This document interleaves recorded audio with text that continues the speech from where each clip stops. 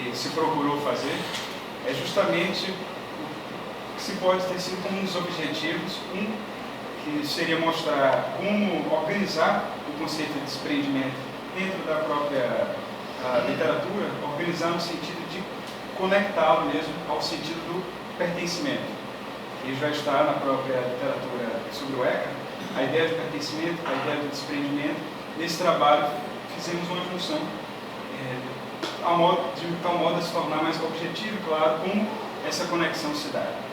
E nisso também um objetivo de trazer, de investigar um pensamento em que se coloque justamente a ideia de que esse desprendimento, que para Eckhart é a Gescheiderheit, a total liberdade, perfeita liberdade, total disponibilidade, como também são colocados nas traduções, que esse desprendimento fosse também conectado à ideia de pertencer, de um enraizamento, de um primato ontológico em que no desprender-se não se dá totalmente livre, essa total disponibilidade, essa perfeita liberdade, ao mesmo tempo o homem assim, ontologicamente livre, é justamente livre porque pertence ao todo, ao real, no caso, em Eckhart, a própria deidade, que é o Deus acima de Deus. Então, essa conexão, esse pensamento que eu gostaria de apresentar, fazer um percurso de apresentação, relaciona como esses conceitos foram se concatenando. Primeiro, o Eckhart, ele se coloca, como ele vai chegar a essa questão do desprendimento? É importante que ele parte de um pressuposto medieval, por excelência. Ele é um pensador medieval, ele está dentro da sua tradição, ele ali também alguém que esteve historicamente, imediatamente depois do próprio Tomás de Aquino, assumiu a cátedra da Sorbonne, que o Tomás de Aquino deixou vaga. Ele mesmo, dentro dessa tradição, traz um pressuposto que ele apresenta principalmente nos seus textos alemães, esses textos que foram colocados ao público leigo, que ele publicou, que foi a bibliografia primária por excelência desse trabalho. Nessa literatura alemã que ele escreveu, ele desenvolveu, ele colocou um pressuposto medieval em que se põe o seguinte, que a meta do Criador, da criatura, é se tornar tão perfeita, de tal modo a alcançar a perfeição do Criador. Então, esse pressuposto se dá no seguinte modo: se o Criador, no caso, ele é o transbordamento da vida, ele é a criação de todo ser, cria a própria criatura, essa criatura está implicada nesse Criador, por princípio. Se nessa implicação, justamente o que acontece? O Criador, ele é a própria meta da criatura. Aquilo que o Criador for, aquilo que desde o ser, o Criador se dispõe, esse princípio de origem de todas as coisas, é o mesmo que a própria criatura há de se colocar em sua decorrência, em seu caminho, em seu telos, na sua meta. Então, nesse sentido, que é um pressuposto que passa e vários pensadores medievais, Eckhart também assume esse pressuposto, colocando as seguintes palavras. No início do Tratado do Desprendimento, ele se pergunta qual seria a melhor virtude, ou seja, qual a melhor ação, qual o melhor modo, talvez, de o homem criatura, essa criatura humana, se tornar mais próxima do Criador possível, que ele fala, tornar-se por graça aquilo que Deus é por natureza.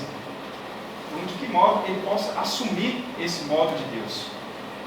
Essa união de tal forma que Eckhart chega a usar essa linguagem, falar de tal modo que se o homem tirasse a sua forma humana, ele se tornaria o próprio Deus. Essa união completa. Qual virtude, qual caminho se torna isso? Então, sendo assim, digamos, por exemplo, se Deus for suma bondade, o homem, em seu caminho, a criatura humana, há de se tornar bom, para assim ser tão perfeito quanto o próprio Criador. Se fosse sabedoria, se tornar sábio. Então, aí ele se pergunta, qual é a virtude? O que é este ponto que conecta o homem a Deus? E nisso, então, ele vai ter que fazer a questão, qual é a natureza de Deus? O que é o ser de Deus? De tal modo que o homem mesmo tome esse ser como meta. E então, ele vai colocar essa questão, e esse é um ponto bastante original, como ele vai desenvolver, que todo o encadeamento de pensamento dele se dá a partir do ponto em que ele investiga essa natureza de Deus e acha uma resposta acha assim, ele ali desenvolve uma resposta bastante singular, que é a própria ideia de Deus enquanto desprendimento, como vamos desenvolver. No sermão número 9, ele se pergunta o que seria Deus. Ele coloca algumas respostas, e a que ele elege é o seguinte: digamos, se Deus ele é a própria criação de todo ser, ele é justamente o transbordamento de todo ser enquanto criação, ele é o Criador. Sendo assim, ele está em todos os seres. Para ele justamente ser o Criador de todos os seres, ele está em todos os seres, porque ele é a criação, ele é em todos os seres, e o segundo ponto, ele é anterior aos seres, o princípio seria a criação. Sendo assim, Eckhart coloca, se Deus é em todas as criaturas, ele é essa unidade em todas as criaturas, significa que ele é em todas, sem pertencer a nenhum das criaturas, ou seja, pertencer a nenhum ser. Se ele é em todos os seres, necessariamente ele não pode ser nenhum ser. Porque ele fala, para ser em todos, é preciso que não se seja nenhum. E ele põe, Deus é no ser e além do ser. Deus se movimenta além do ser. E a conclusão, se movimenta no não ser. Deus, nesse sentido, não se coloca em ser algum. Ele, inclusive, é anterior a todo ser, não pode ser definido dentro de um modo de ser, de uma natureza específica. Então ele coloca, bom, se Deus é esse movimento de ser, justamente além do ser, ele vai chegar às raízes dessa questão. Ele vai colocar, inclusive, que, bom, usando a própria linguajar dele, ele diz assim, se eu pudesse dizer que Deus é bom, eu diria que Deus está no ser, porque a bondade se prende ao ser, e Deus é, inclusive, anterior ao ser. Ele fez, então Deus não é bom, nem bondade, nem ser, nem o melhor. Deus não é nem isso e nem aquilo. E assim ele chega à frase categórica dele, tão repetida, Deus não é nem isso nem aquilo, porque Deus é nada. Nada não no sentido de negação, isso é importante, não no sentido de negação, mas justamente pelo contrário, no sentido de pura potência de ser, de transbordamento, de pura possibilidade. Ele é nada porque ele não pode ser em nenhum modo das criaturas, em nenhum modo de ser. Então, ele, no caso, Deus, é nada. E aqui Eckhart usa, inclusive, um nome para designar essa natureza divina. Esse conceito que é Gottheit, que é a deidade, que pode parecer estranho aos ouvidos comuns, assim, que ele diz que é o Deus para além de Deus. É o Deus para além da nomeação, o Deus para além das criaturas, que ele chama de deidade, que ele identifica com nada. E que ele diz o seguinte, que eu coloquei justamente aqui, se para as criaturas a deidade ultrapassa e está acima do ser, a tal ponto de ser ele um puro nada perto do ser, na deidade as criaturas é que são nada e Deus mesmo é puro ser. O seu hermético paradoxal pode ser explicitado do seguinte modo: Deus é nada porque está além da estranheza dos nomes e das imagens. Por onde se aponta o que ele é, disso se segue. Uber é o que demonstra ser luz, não escuridão.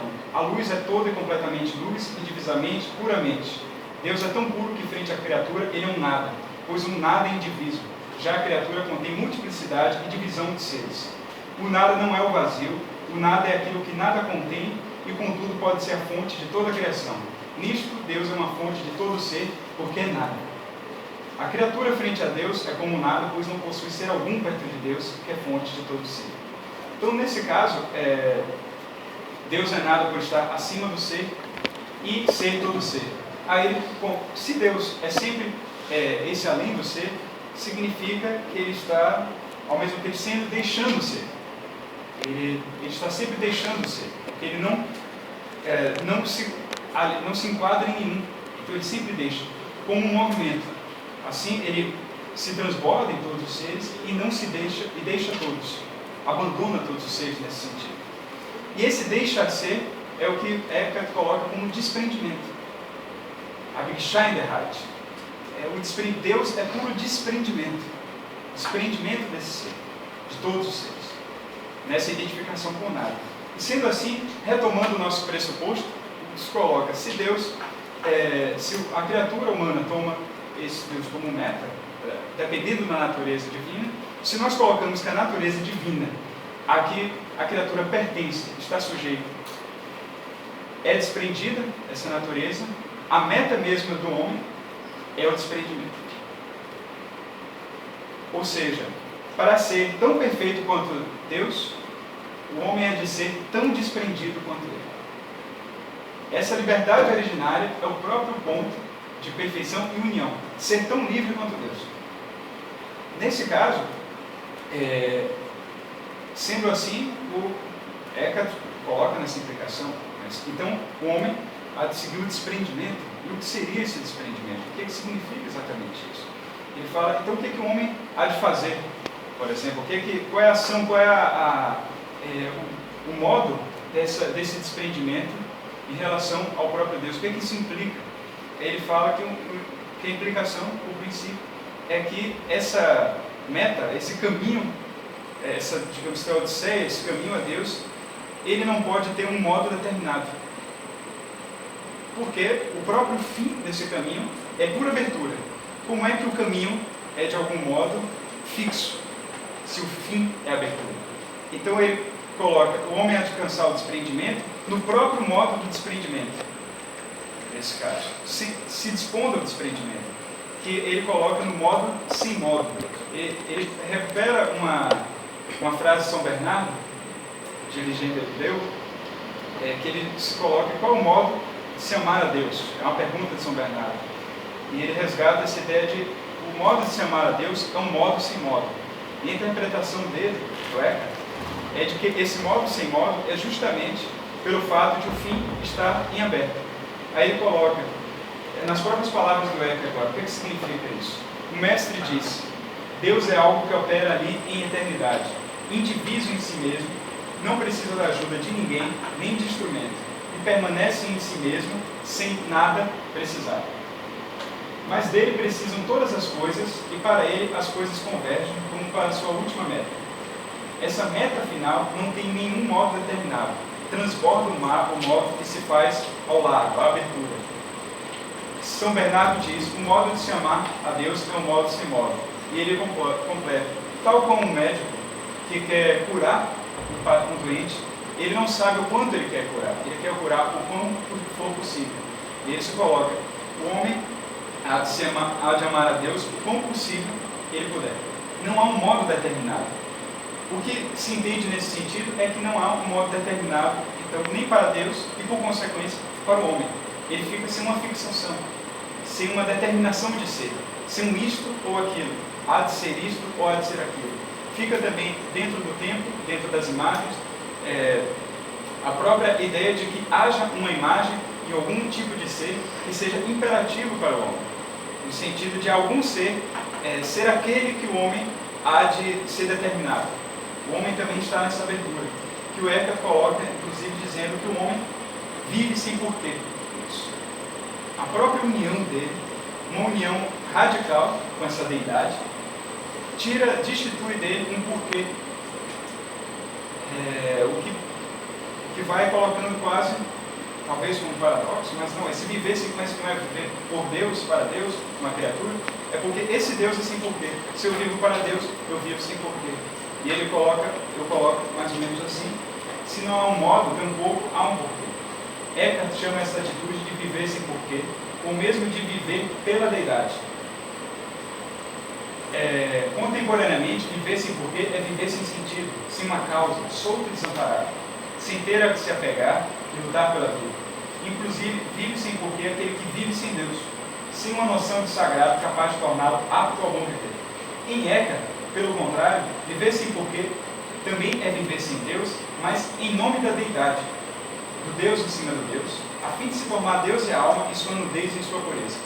O é um fim em si mesmo, a união, o pertencimento. E eu coloco as próprias palavras do Eckhart aqui. Se perguntas a um bom homem, por que buscas a Deus? Ele responde, porque Ele é Deus. Se perguntas, por que buscas a verdade? verdades, ele dirá, porque ela é a verdade. E ainda, por que buscas a justiça? Sua resposta será, porque ela é a justiça. Tais homens estão bem, junto no que convém. Todas as coisas que são no tempo têm um porquê. Quem pergunta a um homem, por exemplo, por que comes, obtém como resposta, para ter força, porque dormes, para o mesmo fim. E assim é com todas as coisas que são no tempo. Quem, porém, perguntasse a um bom homem, por que amas a Deus, ouviria, não sei, por e para Deus. Por que vives? Perguntariam ainda. Receberia como resposta, juro que não sei, gosto de viver. E assim ele coloca a ausência completa de determinação, e ele é, inclusive, enfático nisso. O Eckhart, nas conversações espirituais, ele traz esse caráter de desprendimento como ausência de determinação, nos seguintes termos que eu farei questão de ler essa passagem, que eu acho muito marcante, que é o seguinte: Deus não vinculou a salvação dos homens a alguma maneira singular. O que se encontra num tipo de ação não se acha em outro. A capacidade de assegurar o fim, Deus a deu a todos os métodos bons.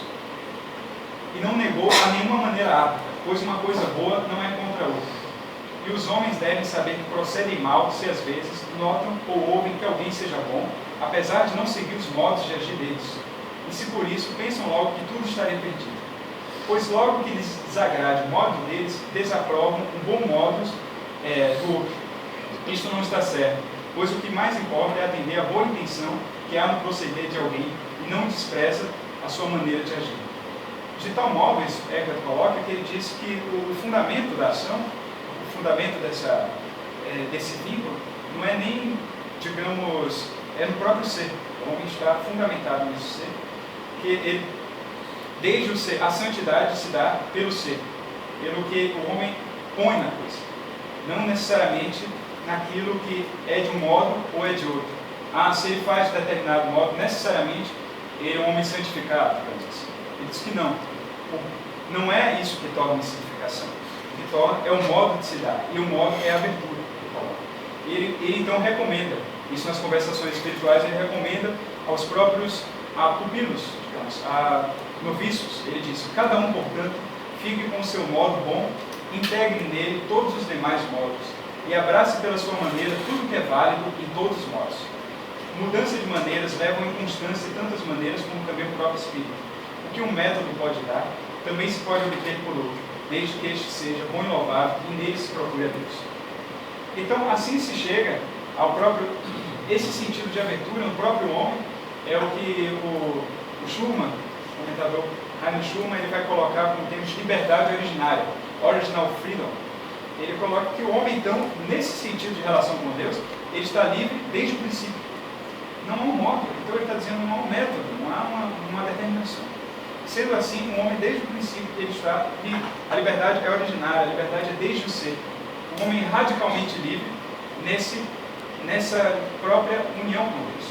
O que ele coloca também, claro, e dentro de todo o pressuposto metafísico do mestre Eckhart, de que a relação criatura humana é criador.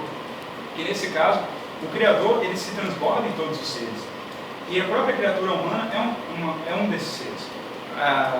Deus, ele se transborda. E Deus está numa centelha, está em centelha em cada um dos homens, como em cada uma das criaturas. Então, em cada homem já se encontra essa totalidade por nada. Esse vazio prévio, esse abismo mundo, que ele coloca justamente que o homem, ele é previamente sem ser determinado. Essa liberdade originária em que o Eckhart coloca, se a gente, assim, se a criatura humana, na verdade, ele abandona, ele desprende-se do que é no tempo, das imagens, ele se desprende dessas determinações, dessas fixações, desse isso ou aquilo, ele vai encontrar desde si mesmo, desde sua origem, que é a origem de todas as coisas, que é o princípio originário, a própria deidade, ele vai encontrar desde essa origem o nada. E nesse nada, dessa união, ele justamente se dá nessa renúncia que ele coloca ao eu em si mesmado, à vontade própria no sentido do apego, no sentido desse eu determinado. Se eu saio de uma configuração de relação com o real, de determinação, é uma renúncia desse eu, essa vontade própria, no sentido de resgatar essa liberdade pura, esse estar livre puramente, que é a ligação com o princípio originário. E ele fala, se é assim, se o homem é essa liberdade originária, desde esse pertencimento com o fundo do ser, que é sem ser, ele justamente se dá com o real no modo de abertura, que ele vai chamar de, assim, o próprio modo de me relacionar com as imagens, com as coisas, com as demais criaturas, é um modo sem modo também. É um modo de deixar ser, que ele coloca, então, punha um dos seus termos mais conhecidos, que é a Gelassenheit. Deixar ser. Gelassen. De lassen, de deixar. Então, de deixar este ser. Deixar o ser, ser. Se se coloca que Deus é a abertura e é o primado ontológico, e o homem, ele se desprende nesse reconhecimento, a própria relação com o real que esse homem pode ter nesse vivência porque é uma relação desprendida. Ele também, se ele mesmo não tem determinação, porque Deus não é indeterminado, é desprendimento, ele não pode determinar nenhum ser. O princípio também. Ele não há de determinar nenhuma das outras criaturas. Todas as outras criaturas, o que ele faz é deixar ser. É a Gelassenheit, que eu coloco assim, e que mais ou menos a síntese seria que Gelassenheit, uma das noções centrais de Eckhart, é a atitude de deixar o ser na dinâmica da sua criação. O homem que deixa é aquele que deixou todas as coisas e principalmente a si mesmo, ou melhor, ao abandonar a si mesmo, abandonou todas as coisas. É uma atitude de renúncia a tudo que não condiz com a centelha criadora do fundo da alma. Abandonar é, pois, deixar ser no instante. Um instante que não se define por alguma coisa. Pelo contrário, ao abandonar, deixa ser todas as coisas sempre num novo início, que é o eterno início da origem. A compreensão do abandono é aquela que partiu da efemeridade das imagens, mesmo a que se tem de Deus, deixando ser Deus em sua causa primeira. E desse modo, todas as coisas na causa primeira de Deus. A Gelassenheit, o deixa ser, traduz o acontecer da liberdade pelo caminho da volta, ao fundo da alma humana, frente ao que já é. O que o homem pode tomar sempre de novo na atitude de não saber do ser que é. Eis uma renúncia para o consentimento do ser no abrigo do não ser. Então, nesse ponto, a gente pode começar a se perguntar, mas esse desprendimento, tal como inclusive o próprio termo nos traz, então essa renúncia é um isolar-se, é um deixar tudo, assim, renunciar a si mesmo, uma contemplação ascética moral, no caso de deixar mesmo as coisas. Ele, inclusive, é bastante enfático, diz que você pode fugir para todos os lugares, se você não renuncia a si mesmo, você não adianta em nada. Todo esse ponto do desprendimento é num si mesmo, é uma renúncia de si mesmo. É o ponto principal, sair da relação com o real, que é uma relação determinada. E ele coloca, como se põe assim, ele sai da ideia do desprendimento como contemplação. O desprendimento é uma relação com o real. É uma relação com o princípio em que o homem, nessa relação, ele está desprendendo todas as coisas, e por isso, quase como que a sua ação dentro desse mundo é frutificar a deidade. Ele frutifica a deidade toda vez que ele deixa a própria deidade transbordar nos seres, ou seja, relacionando-se com os seres, de tal modo que eles mantenham a sua abertura. O respeito à abertura do ser é a própria frutificação da deidade em todos os seres que o homem promove desde o seu olhar nessa relação com o real. Então, no final do ciclo do desprendimento, esse ciclo que se coloca, dessa ideia, o próprio Eckhart recupera a imagem de Marta e Maria, que é uma parábola bíblica, em que se interpreta justamente de Marta e Maria, em que Jesus teria dito a Marta que para ela não se ocupar de muitas coisas, porque uma só basta. E Eckhart faz uma defesa, na verdade, de Marta, que Maria ficaria contemplando Jesus nos pés e Marta trabalhando para fazer com que tudo dê certo. Aí ele diz que a própria Marta, na verdade, é o símbolo máximo desse desprendimento, não Maria. Porque Maria está ali contemplando, Maria é um modo desse desprendimento, mas não é o completo. Maria está contemplando Jesus sem frutificar, sem dar frutos com a sua liberdade. Marta, pelo contrário, ela está desprendida, ela está entre as coisas, mas nenhuma das coisas está nela. ela é em todos os seres, assim como Deus, sem ser nenhum dos seus. Então, nesse ponto da frutificação, completa o ciclo que se chama do próprio desprendimento ativo, a atividade do desprendimento, em que nessa relação o homem chega ao ponto em que o Éter coloca do início, que é esse caminho em relação a Deus e essa união, viver nessa união com a própria Deidade. Então, desse caminho de pensamento, claro que o que se pôde colocar, o que se pôde verificar, é que, de fato, esse pensador medieval, esse pensador da mística, ele desenvolveu todo um pensamento em que se torna realmente implicado o fato de, para o homem ser livre, ser originariamente livre, o fato de ele estar implicado com uma união com o sagrado, que é o seu próprio ponto de origem no real. Ele é livre porque ele é tão livre quanto o próprio todo, quanto o próprio real na sua radicalidade. A sua liberdade, então, o seu estar livre, o seu ser livre, ele não se aparta do real. É um ser livre que, para ser livre, ele inclusive enfatiza, livra-te da vontade própria para ser livre tão quanto Deus. Então, justamente, é uma decorrência do pertencimento ao próprio real.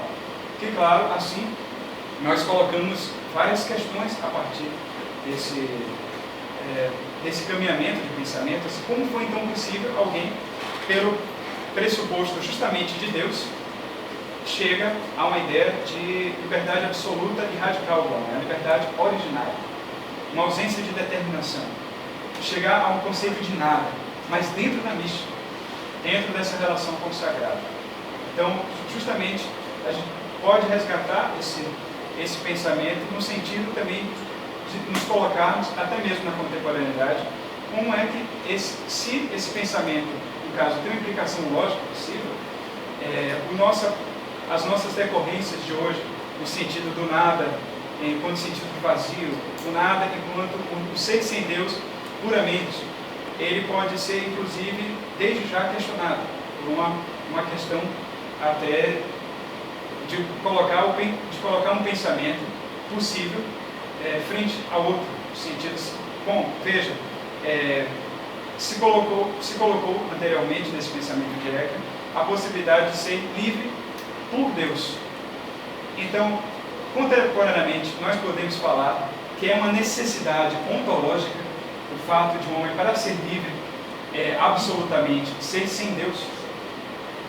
O resgate em Eckhart mostra que não há uma necessidade ontológica. O argumento também ele pode ser construído a partir de Deus para chegar a decorrências muito semelhantes desse estar livre absoluto. São questões então que se colocam à frente, enfim, mas todo o nosso caminho, todo o nosso resgate foi de ver essa ligação, de ver essa possibilidade. Muito obrigado.